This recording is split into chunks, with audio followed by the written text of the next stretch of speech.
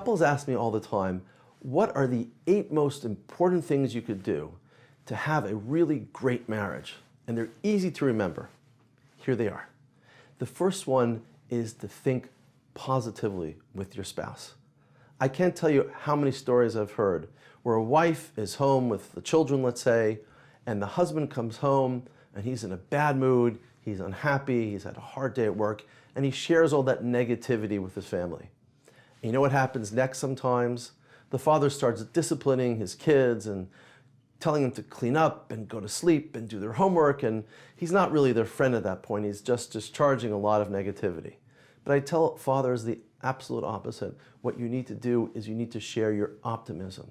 When you walk in the home, share the positivity, share the light with your spouse. Say, you look great today. You go up to your kids, give them a high five, say it's so nice to see everybody. And I know you might not be feeling that inside. It really doesn't matter. Sometimes it's more important what you do than what you're feeling like inside. And better yet, sometimes if you behave differently, you start feeling differently inside. But the most important thing your spouse needs from you is positivity, is optimism. It's really contagious in a family. People are struggling all the time with parenting questions, and the kids aren't happy, and people aren't happy with school and their friends, and things are not getting enough time on their computer and so on. All you need to do is share that optimism. I guarantee you it will improve your relationship. Number 2, make small little changes in your relationship. One of the most important changes we're seeing that all types of people need to make today are turning off your cell phone. Just watch yourself for a few hours now every day.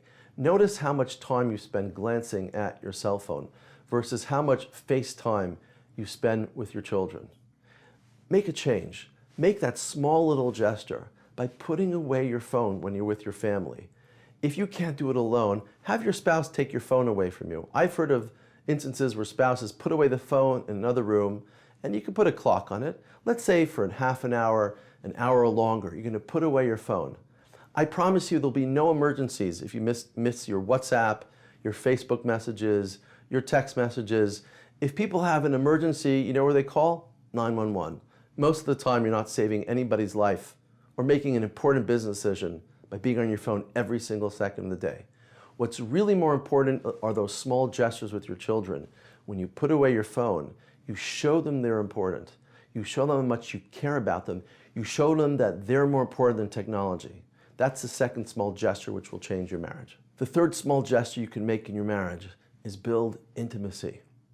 People ask me all the time, what does intimacy really mean? I heard a great thing at a lecture. Intimacy means into me, see?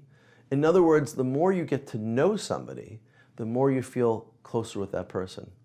You need to build that intimacy in your relationship. Intimacy is built by getting to know the other person. How do you get to know somebody? By spending quality time with them. Number one, you have to prioritize that relationship with them before anything else in the world. I know couples get so busy today, and it's so important to spend time together. So what I suggest you do is make a date with your spouse at least once a week. Put it on the calendar. Wednesday night between 8 and 11, I'm going out with my spouse, and spend that time. It's Kodesh HaKadoshim. It's the holy of holies of the relationship, spending quality time. If you can't afford to go out, if you don't have a lot of time, if you can't find a babysitter, wait till the kids are sleeping. Turn off your phone, turn off all the videos, make a date in the house. Go to a room together and just talk, panim al panim, face to face. I guarantee you that if you show your spouse you're interested in building that intimate relationship and getting to know them, you're going to be much happier. Number 4 of the small gestures is simply to smile at your spouse. I can't tell you how many women have come complaining with their husbands that their husband looks so sad all the time. He looks so overwhelmed. He looks angry. He has this toughness about him. When he walks in the home or he's worried about something, it can be changed so simply. I know you might be feeling broken, going through a hard time, but I can tell you one thing. A smile is free. Not only is a smile important for people around you, smiling has been shown scientifically to affect your mood. I can prove it to you. Take a few seconds now when I'm talking and just start smiling. Start smiling. Notice the muscles in your face. Notice the feelings that emit from your face, from your neck, from your heart. Notice the positive feelings that are associated with that smile. Smile actually brings a lot more happiness in your life. So I guarantee you want to improve your relationship, you want to do something really small to make a big difference, just start smiling more. Number 5, a small gesture would be to what I call widen your horizon. Step back from anything that's going on in your relationship. Difficulty with the kids, things you've been fighting about with your spouse, things you're not happy about. Back up a little bit. I often give this example to my clients that come to me as a therapist. I say, imagine that there's a camera over your head looking at you. Now take that camera, go up about 10 feet up in the air. Take another shot. Go back 10 feet even higher. Go up to the sky. What do you see? You start seeing yourself from a much higher perspective. Go even further. Pull back to the edge of the earth. Go up to the stratosphere. Look down upon the earth. You'll see an amazing world around you. All you need to do is you need to pull out from that myopathy, looking too intensely at something up too closely. And you pull back and you start seeing things from a bigger perspective. It's quite a remarkable shift in your thinking which will affect your feelings. Look for a bigger picture emerging.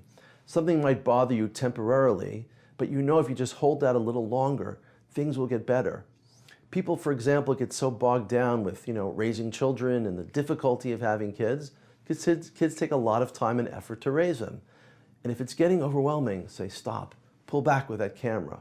Look at your life from a much broader perspective. Look at all the pleasure and enjoyment you're going to have from raising these beautiful Jewish children in a few years. Expanding your perspective, widening your horizon, helps so many couples understand where they are and makes their marriage so much better. Number 6, a small thing you can do to affect your marriage is called letting go. It's so important to let go of things. All of us have our little pet peeves.